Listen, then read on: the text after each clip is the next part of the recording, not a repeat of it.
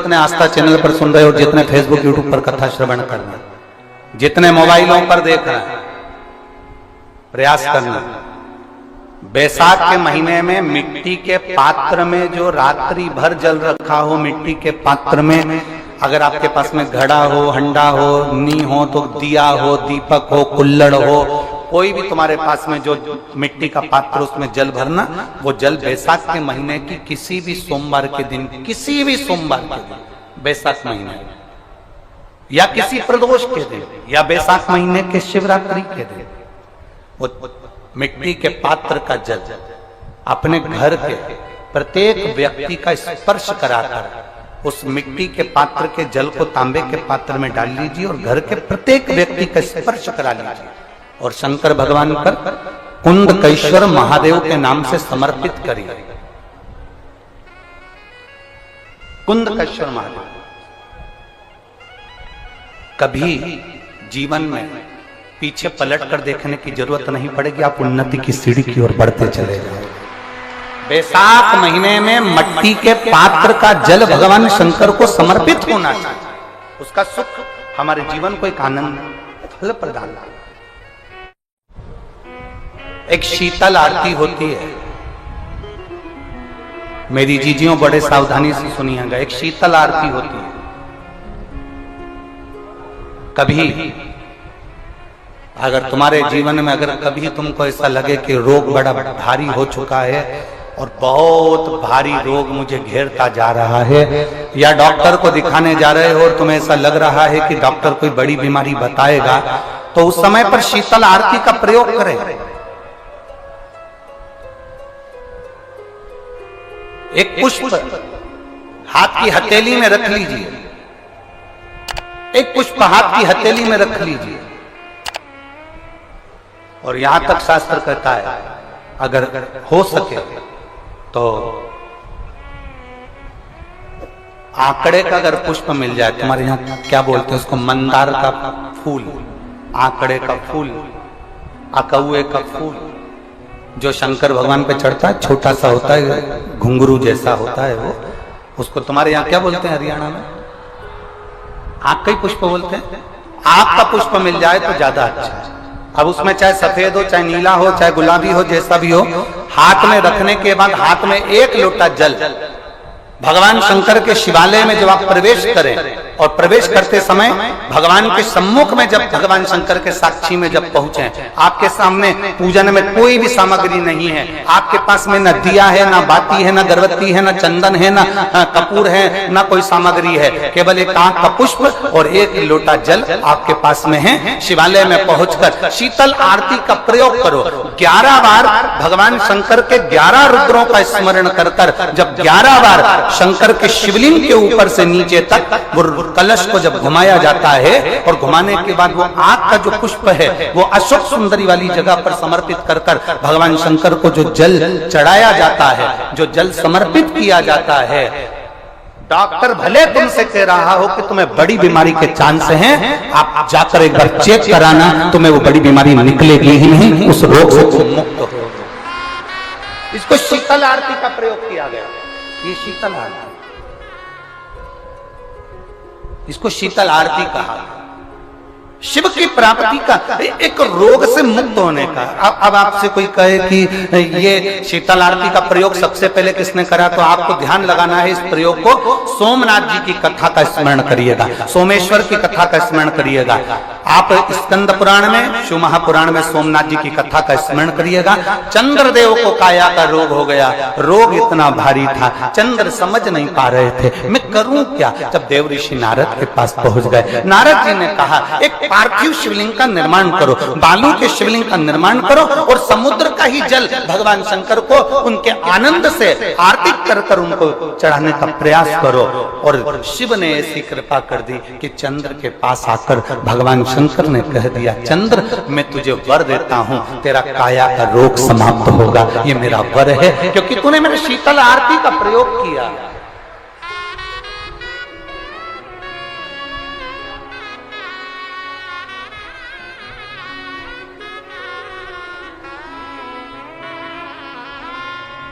मेरी जीजियों, दो चीजें बड़ा स्मरण में रखिएगा। एक बैसाख महीने में मट्टी के पात्र का जल, अभी अभी क्या चल रहा है, फागुन। अभी क्या चल रहा है, फागुन। जब बैसाख का महीना आए ना,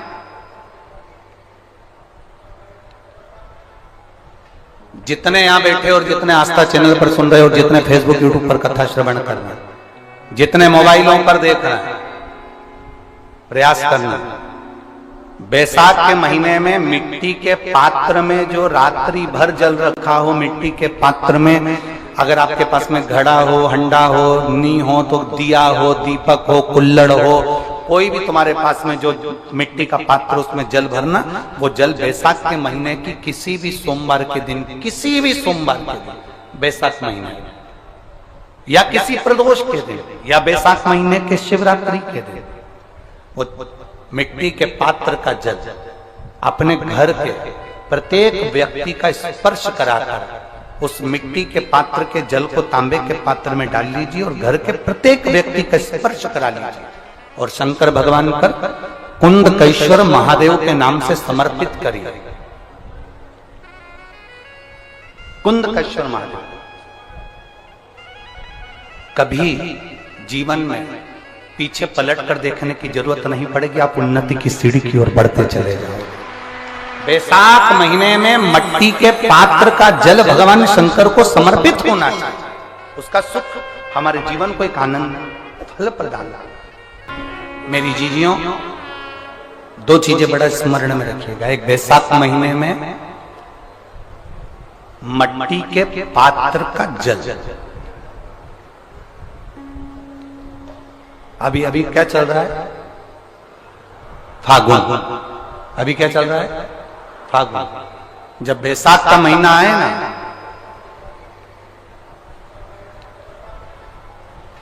जितने यहां बैठे और जितने आस्था चैनल पर सुन रहे हो, जितने फेसबुक यूट्यूब पर कथा श्रवण कर रहे हैं, जितने मोबाइलों पर देख रहे हैं, प्रयास करना, बैसाख के महीने में मिट्टी के पात्र में जो रात्रि भर जल रखा हो, मिट्टी के पात्र में, अगर आपके पास में घड़ा हो, हंडा हो, नी हो, तो दिया हो, दीपक हो, कुल्लड़ हो, कोई भी तुम्हारे पास में जो मिट्टी का पात्र, उसमें जल भरना।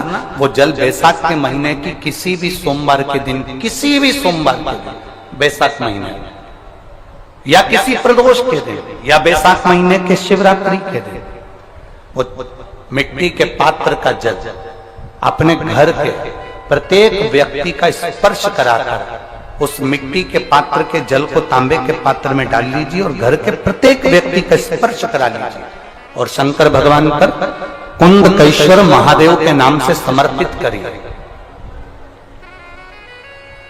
कुंडकेश्वर महादेव।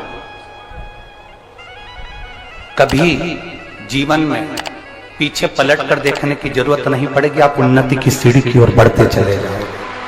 बैसाख महीने में मट्टी के पात्र का जल भगवान शंकर को समर्पित होना चाहिए। उसका सुख हमारे जीवन को एक आनंद फल प्रदान।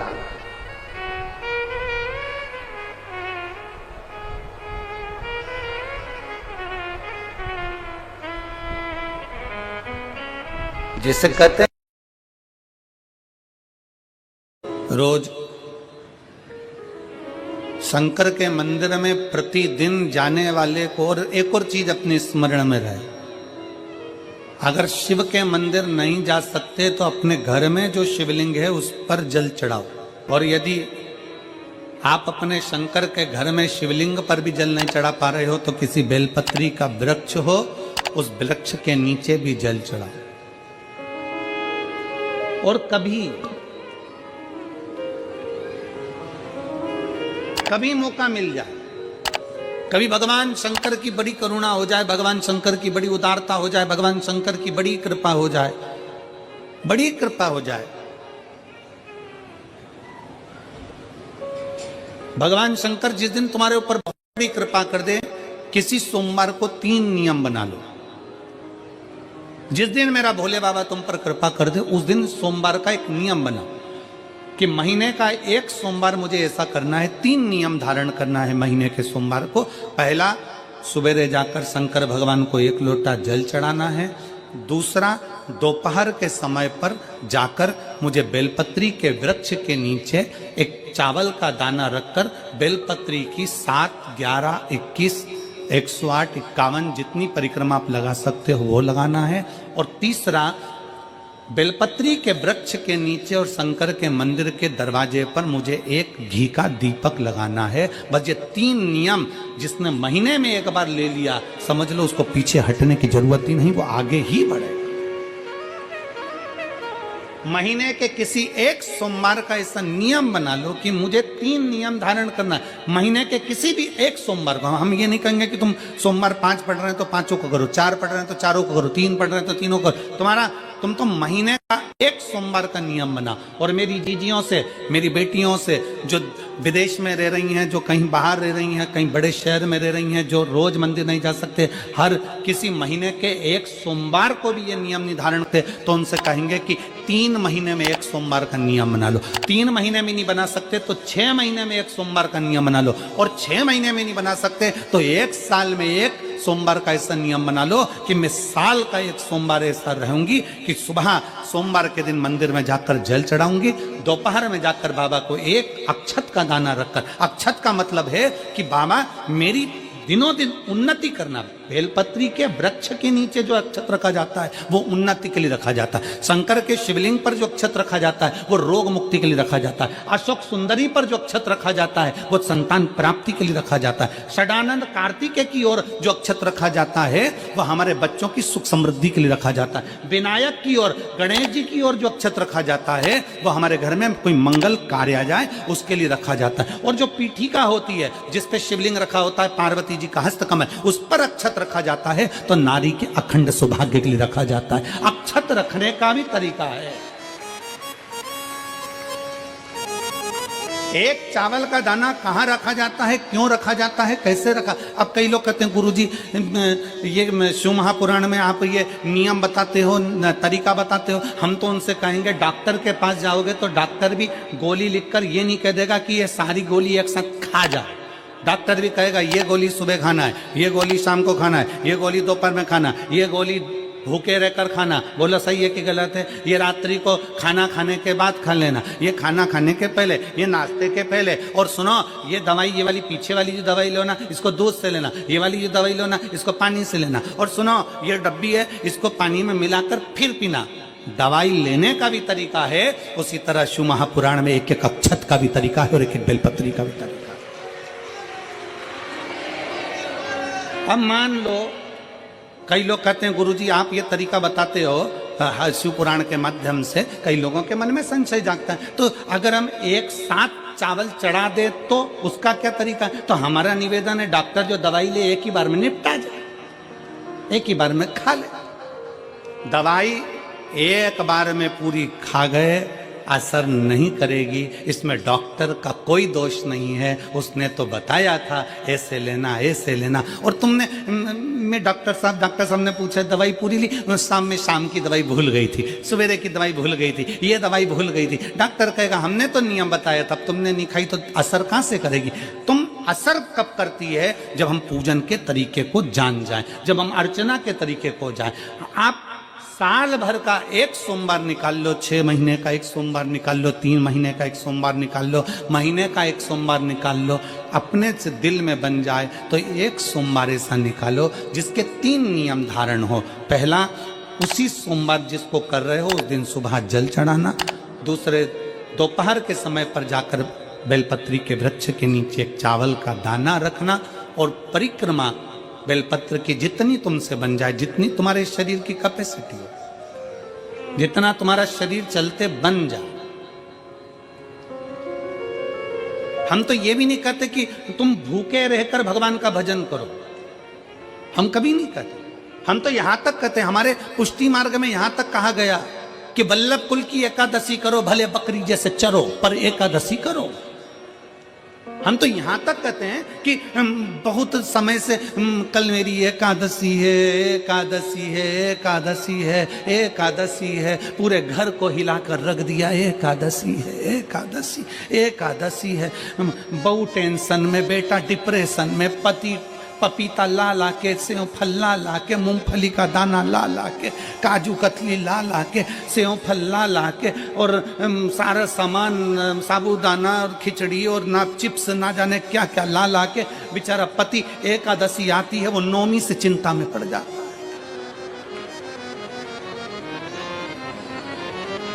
हम तो ये भी नहीं कहते कि तुम व्रत बहुत भारी करो, तुम व्रत उपास भी बहुत बहुत टेंशन वाला करो, ना ना ना।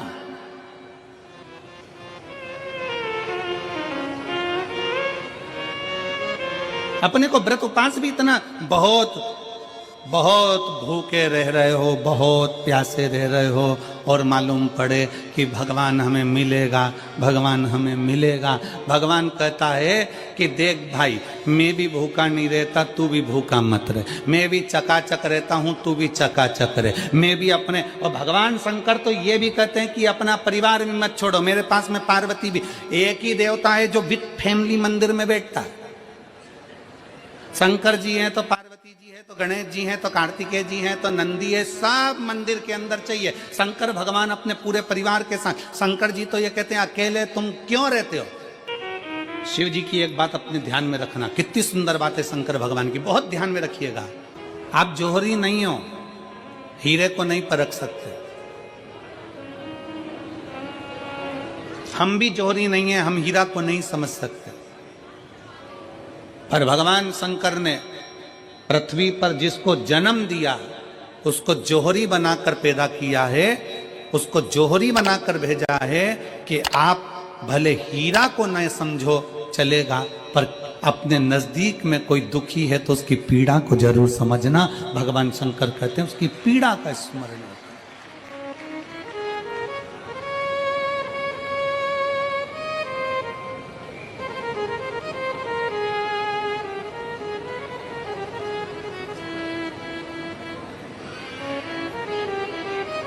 हीरा को समझो ना समझो, पर पीड़ा को जरूर समझिए। किसी के दर्द को जरूर समझिए, किसी के दुख को जरूर समझिए, किसी की तकलीफों को जरूर समझिए। पशुपतिनाथ का व्रत करते हो आप, 16 सोमवार का व्रत करते हो आप, संकट सोमवार का व्रत करते हो आप, शिवरात्रि का व्रत करते हो, सोमवार की अष्टमी का व्रत करते हो। उन व्रतों में सारे व्रत करो, मना नहीं है, पर उस व्रत में अपना पूर्ण समर्पण परमात्मा के प्रति रखो। केवल खाना छोड़ा है, अन्न छोड़ा है, भोजन छोड़ा है, और दिन में सुबह से लेकर शाम तक 2-3 बार तुमने कुछ ना कुछ पाया है, वो व्रत हो सकता है आपकी दृष्टि में। पर हमारी दृष्टि में व्रत कौन सा है। शिव महापुराण की कथा कहती है कि सुबेरे आपका व्रत चालू हुआ, दूसरे दिन ब्रह्म मुहूर्त तक जो आपका व्रत आपने रखा है, भगवान का जो व्रत कर रहे हो, उस व्रत में एक बात अपने अंदर उतार कर रखो कि इस दिन मैं अपने मोबाइल का त्याग करती हूँ, पूरे दिन मैं मैसेज नहीं पढ़ूंगी, मैं देखूंगी नहीं, मैं अपशब्द नहीं कहूंगी, मैं जानूंगी नहीं। दूसरा, आज के दिन मेरा व्रत है, आज 1 महीने में, 15 दिन में, 2 दिन में, 20 दिन में मैंने अगर किसी से भी अपशब्द कहा होगा, आड़ा टेढ़ा कहा होगा, तो सबसे पहले आज व्रत वाले दिन मैं उसको सॉरी कहूंगी, क्षमा मांगूंगी और अपने हृदय से लगाने का प्रयास करूंगी। व्रत है। व्रत का तीसरा अंश, आज मेरा व्रत है, मैं आज के दिन किसी को भी अपशब्द नहीं बोलूंगी, किसी के लिए आड़ा तड़ा नहीं बोलूंगा। आज जितना बन सकेगा मैं सात्विक जीवन जीऊंगा। चौथा, आज मेरा व्रत है, आज के दिन मैं झूठ नहीं बोलूंगी, ना झूठ बोलूंगा सुबह से लेकर शाम तक। और पांचवा, आज व्रत वाला दिन है, जितना फलार मैं करूंगी उसका पैसा जोड़ूंगी कि 15 रुपए का मैंने साबूदाना खाया, 10 रुपए का बटाटा खाया, ये खाया वो खाया, सारा हिसाब लगाकर 55, 60, 70 रुपए जितने होते हैं उसमें से एक अंश निकालकर मैं उसका एक भाग किसी गौशाला में जाकर गाय को चारा जरूर दूंगी। आपका व्रत, आपकी साधना, आपका तप, आपका बल, आप कैसा कर रहे हैं। केवल भूखे रहने पर भगवत पद की प्राप्ति नहीं होती। शिव महापुराण की कथा कहती है कि भूखे रहने से भगवान की प्राप्ति नहीं होती। शिव पुराण की कथा कहती है भगवान को पाने की भूख बढ़ाने से भगवान की प्राप्ति होती है। भीतर से परमात्मा को पाने की भूख बढ़ाइए, भगवान को पाने की भूख बढ़ाओ भीतर से।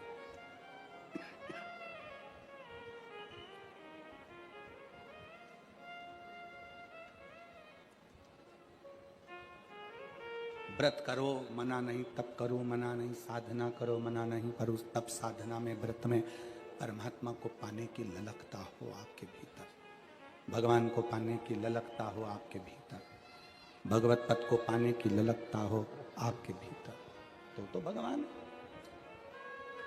महापुराण की कथा एक बड़ी सुंदर बात कहती है, व्रत आप करते हो, उपास आप करते हो, नियम आप लेते हो, पूरा किसको करना पड़ता है? तुम्हें नहीं। व्रत आप करते हो, उपास आप करते हो, नियम आप लेते हो, और पूरा देवाधिदेव करते हैं, भगवान शंकर करते हैं। बस इतना जरूर याद रखें कि जैसे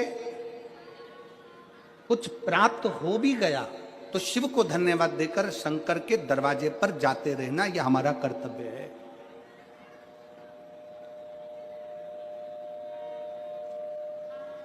एक बहन जी ने पत्र लिखा था कल, उस पत्र में बहन जी ने लिखा कि शिव महापुराण तप का मतलब क्या होता? चलिए उपास का मतलब बताओ। खाना छोड़ देना व्रत नहीं है, दूसरे का धन छुड़ाकर खाना छोड़ देना व्रत है। शिक्षा दे देना, किसी को चिकित्सा की जरूरत है उसकी चिकित्सा में थोड़ा सा धन लगा देना, कोई रोते हुए के आंख के आंसुओं को पोंछ देना, किसी के दुख में खड़े होकर उसको खुशियां प्रदान कर देना, ये दुनिया का सबसे बड़ा व्रत है, सबसे बड़ी साधना, सबसे बड़ा तप। मन साफ है तो सारी गलतियां माफ है, और अगर मन ही साफ नहीं है तो गलती कौन माफ करेगा भाई? हम भी तो अपनी जिंदगी में एक नियम बना सकते हैं कि मैं श्री शिवाय नमस्तुभ्यम का जाप करूंगी, मेरी कॉलोनी में कोई शंकर जी का मंदिर है, हम 5-10 महिलाएं प्रत्येक सोमवार को 10 मिनट बैठेंगी, शाम के समय प्रदोष काल में 6 बजे 6:30 बजे बैठेंगे, 6:45 बजे 15 मिनट बाद उठ जाएंगे, श्री शिवाय नमस्तुभ्यम का जाप करेंगे, शंकर जी को भोग लगाएंगे। अगर एक हफ्ते में 5 सोमवार पड़ते हैं तो 5 महिलाएं अपना नियम बना ले कि आज का प्रसाद थोड़ा सा, कुछ भी शक्कर, खड़ी शक्कर, कुछ भी मैं लेके आऊंगी, मां भोग लगाएंगे, अपन 5 मिलकर श्री शिवाय नमस्तुभ्यम जपेंगे, प्रसाद बांट देंगे, अपने घर चले जाएंगे। ज्यादा ढोंग प्रपंच नहीं, दिखावा नहीं, कोई एक नियम।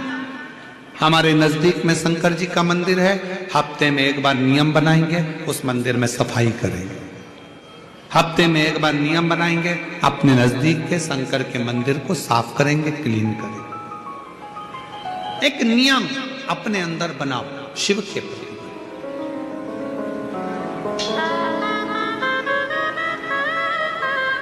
अपने भीतर जब हम नियम बना लेते हैं कि श्री शिवाय नमस्तुभ्यम जपना है, शिव को एक लोटा जल चढ़ाना है, शंकर की आराधना करना है, तो शिव हमारे लिए भी कोई ना कोई नियम जरूर बनाते हैं और हमारा कल्याण जरूर करते हैं। एक नियम बना, इस कथा को सुना, तुम्हारे पति को फल प्राप्त हो। कलिकाल में संसार में जो शिव महापुराण की कथा को सुनता है, श्रवण करता है, करवाता है, बाँचता है, सुनता है, वो जितने जीव इस कथा को श्रवण करने आते हैं, केवल उनका ही नहीं, उनकी 71 पीढ़ी का कल्याण शिव पुराण की कथा कर। लंबी बाती का प्रमाण अलग होता है। लंबी बाती क्यों लगाई जाती है? भगवान के मंदिर में दीप में, देवियों की पूजन में, लक्ष्मी की वृद्धि के लिए। कौन से देवता के यहाँ लंबी बत्ती लगती है और कौन से देवता के यहाँ गोल बत्ती लगती है, उसका भी प्रमाण वर्णन। किसी देवी की पूजन करो तो लंबी बत्ती आती है, कुल देवता की पूजन करो तो लंबी बत्ती आती है, किसी मंदिर में किसी देवता को लगाने जाओ तो गोल बत्ती लगती है, उसका भी प्रमाण है। लंबी बत्ती जहां लगाई है, अगर लक्ष्मी के सामने लगाई है तो लक्ष्मी की लंबाई बढ़ती है, लक्ष्मी की वृद्धि बढ़ती है।